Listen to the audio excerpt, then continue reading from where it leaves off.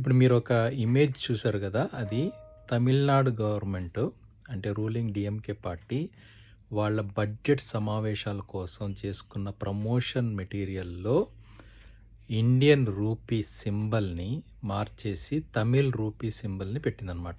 అంటే Indian rupee జనరల్‌గా అది హిందీలో ఉంటుంది కదా! ఇట్లా ఆర్ అనేసేసి రా అనే టైప్‌లో. సో, అది తీసేసి ఇలా పెట్టిందనమాట. వాళ్ళు దీనికి ఏమంటారంటే ఇది ఇల్లీగల్ ఏం కాదు. మాకు తమిళ్ పట్ల ఉన్నటువంటి గౌరవం, అభిమానంతో మేము అలా పెట్టుకున్నాము అనేసి అంటుంది. కానీ దీనికి బ్యాక్‌గ్రౌండ్ చూస్తే ఈ వార్ ఏదైతే జరుగుతా ఉన్నదో భాషా యుద్ధం బిట్వీన్ సెంటర్ అండ్ తమిళనాడు దానికి ప్రొటెస్ట్ చేస్తూనే ఈ విధంగా పెట్టారని తెలుస్తూ ఉంది. మరి ఇది చిలికి చిలికి గాలివానగా మారి మరి ఎటెళ్తుందో తెలియదు కానీ దీన్ని తొందరగా అతి తొందరలో దీన్ని అరికట్టాలి.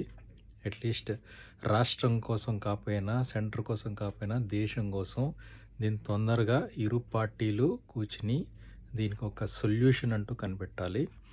ఇరు పార్టీలు తమ తమ ఈగో కోసం పోతూ ఉంటే ఇది ఎటు దారి తీస్తుందో మనకు తెలియదు.